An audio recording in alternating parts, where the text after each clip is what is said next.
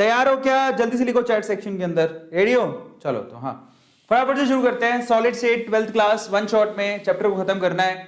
Are you ready? Yes मेरा बच्चा party सब थे। कॉपी पेन लेके बैठना, प्लीज नोट करते रहना, ठीक है? तो चलो सबसे पहले तो क्लासिफिकेशन पर आते हैं। सॉलिड स्टेट में सबसे इंपॉर्टेंट है क्लासिफिकेशन। सॉलिड का क्लासिफिकेशन कैसे किया गया है? तो सॉलिड का क्लासिफिकेशन जो है दो तरीके से करते हैं। एक तो होता है क्रिस्टलाइन सॉलिड और दूसरा कौन सा होता है? Amorphous solid. और इनके ऊपर डेफिनेटली आप लोगों को क्वेश्चन आएगा कि what is the difference between crystalline and amorphous.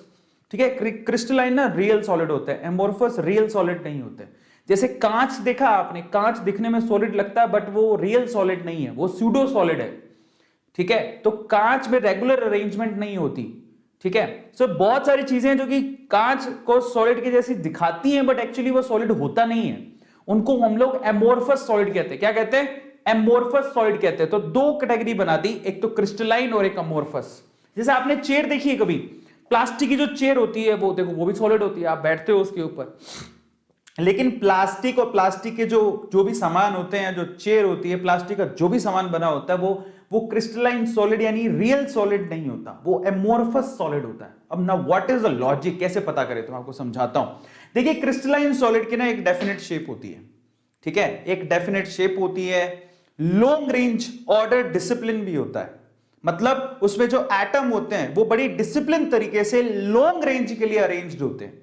जैसे कि यहां पर आपको दिखाई दे रहा है, देखो क्वार्ट्ज लॉन्ग रेंज के लिए डिसिप्लिन अरेंजमेंट होता है। ऐसे रहेगा तो कंटिन्यूसली यही चैन चलती जाएगी, टूटेगा नहीं कहीं भी। ये जो प्रोग्रेस हो रही है, ये जो एटम की अरेंजमेंट है एज इट इज ऐसी रहेगी लॉन्ग रन तक। समझ में आ रहा है? ये इनकी खास बात होती है क्रिस्टलाइन की। इसके अलावा उनका शार्प मेल्टिंग पॉइंट होता है। Now this point is really very important. अगर मैं बोलूं कि देखो नमक NaCl उसका 800 डिग्री सेल्सियस मेल्टिंग पॉइंट है, तो वो 800 डिग्री सेल्सियस पे मेल्ट हो जाएगा पूरा। जब तक वो पूरा मेल्ट नहीं होता वो 800 डिग्री सेल्सियस ही रहेगा। उसका एक शार्प मेल्टिंग पॉइंट होता है। तो क्रिस्टलाइन सॉलिड का शार्प मेल्टिंग पॉइंट होता है। एक शार्प मेल्टिंग पॉइंट पर वो क्या होते हैं? यस, क्या हो जाते हैं?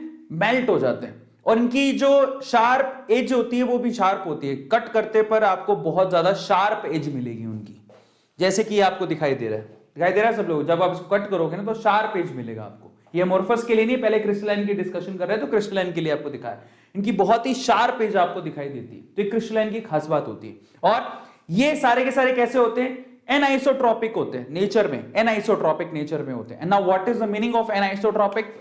मतलब अलग अलग डायरेक्शन में अलग अलग प्रॉपर्टीज देखने को मिलेंगी। मजे की बात देखो, इनके रेगुलर और एकदम डेफिनेट अरेंजमेंट होती है एटम की, फिर भी अलग अलग डायरेक्शन में आपको अलग अलग, जैसे कि अगर आप कोई लाइट को इंसिडेंट करवाते हो तो इनकी जो इंडेक्स होती है वो अलग अलग होती है। तो यहां पर है ना, ये एनआइसोट्रॉपिक होते हैं। समझ में आ गया? ये बहुत इंपॉर्टेंट है। अब ये सवाल काफी बार पूछा जाता है कि क्रिस्टलाइन सॉलिड एनआइसोट्रॉपिक होते हैं जबकि एमोर्फस सॉलिड आइसोट्रॉपिक होते हैं। तो ये पहली चीज याद रखो, क्रिस्टलाइन सॉलिड डेफिनेट शेप की होती है, लॉन्ग रेंज ऑर्डर होता है, शार्प मेल्टिंग पॉइंट होता है। अगर आप उनको काटने जाओगे तो उनकी शार्प एजेस मिलेंगी। और ये एनआइसोट्रॉपिक होते हैं। एनआइसोट्रॉपिक का मतलब होता है अलग अलग डायरेक्शन में अलग अलग इनकी क्वालिटीज मिलेंगी। जैसे वो जो इंडेक्स बोलते हैं, फिजिक्स में पढ़ते हो ना आप लोग, रेफरल इंडेक्स एंड ऑल, वो सारी डिफरेंट डायरेक्शन में डिफरेंट मिलती है। सबको समझ में आ गया? और सबसे लास्ट बात है इसकी, ये ट्रू सॉलिड कहलाते हैं। दिस इज कॉल्ड रियल और ट्रू सॉलिड।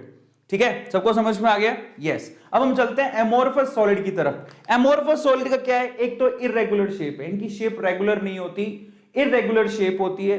दूसरी, शॉर्ट रेंज के लिए ऑर्डर होता है, मतलब ऑर्डर कभी भी मिस हो सकता है। ये ज्यादा लंबे टाइम तक एटम डिसिप्लिन को फॉलो नहीं करते, कभी भी वो तोड़ सकते हैं। जरा आप इस स्ट्रक्चर को देखो, यहां पर पूरा डिसिप्लिन टूट चुका है, तो रेगुलर अरेंजमेंट नहीं होती यहां पर एटम्स की। इसके अलावा इनका मेल्टिंग पॉइंट शार्प नहीं होता। इनका मेल्टिंग पॉइंट एक्चुअली कैसा होता है? लॉन्ग रेंज में। मतलब अगर मैं बोलूं कि प्लास्टिक 1000 डिग्री सेल्सियस पे मेल्ट हो रहा है तो वो 1000 डिग्री सेल्सियस पे मेल्ट होना शुरू होगा, है ना, और वो धीरे धीरे करके 1200-1300 डिग्री सेल्सियस तक पूरा मेल्ट होगा। ये इनकी खास बात है, लॉन्ग रेंज होती है मेल्टिंग पॉइंट की, एक शार्प मेल्टिंग पॉइंट इनका नहीं होता। ठीक है, इसके अलावा यहां पर जब आप कट करने जाओगे तो ये इनका इररेगुलर एजेस होते हैं। आपने कभी कांच को काटा है तो आप कांच को कभी भी काट के देखना, आपको इररेगुलर एजेस मिलेंगे। Is this clear? Regular edges नहीं होते हैं। कांच देखना, उसकी जो सरफेस काटने के बाद उसकी सरफेस एकदम स्मूथ नहीं होती है। तो ये जब आपको ऐसा देखने को मिले तो इसका मतलब वो एमोर्फस सॉलिड है, एमोर्फस की बात कर रहे हैं। इसके अलावा ये नेचर में आइसोट्रॉपिक होते हैं। आइसोट्रॉपिक का क्या मतलब है? किसी भी डायरेक्शन में चले जाओ, अरेंजमेंट तो इरेगुलर, इसका मतलब सभी डायरेक्शन में आपको जो ये रेफरेंस इंडेक्स वगैरह जो भी प्रॉपर्टीज होती है वो सेम ही मिलेंगी आपको। तो ये क्या होते हैं? आइसोट्रॉपिक होते हैं। और इनको हम लोग क्या कहते हैं? सूडो सॉलिड भी कहते हैं, और इनको सुपर कूल्ड लिक्विड भी कहते हैं, जैसे एग्जांपल के तौर पे ग्लास। तो आपको ये किस किस को 1 2 3 4 5 6 के 6 पॉइंट याद हो गए? Just write down chat section किस किस को 6 के 6 पॉइंट याद हो गए? जॉस्टॉक रॉक्स, या 8 लाख बच्चों ने देख लिया अभी तक, 8 लाख लोगों ने 2 दिन के अंदर। तो आप देखो, और इनकी खास बात क्या होती है पता है? कि कांच ऐसे होते हैं कि धीरे धीरे सुपर कूल्ड लिक्विड होते हैं, धीरे धीरे नीचे थिकनेस बढ़ती जाती है, क्योंकि ना लिक्विड ही तो है, धीरे धीरे बहते हुए नीचे आ जाते हैं, तो कांच नीचे से मोटा होने लगता है। किस किस को समझ में आ गया ये? किस किस को लगता है yes sir I got it? Yo, बहुत बढ़िया। Can PCB student join IISc Bangalore? हाँ, शायद कोई ना कोई तो कोर्स होगा ही। किस किस को समझ में आ गया? Just write down chat section.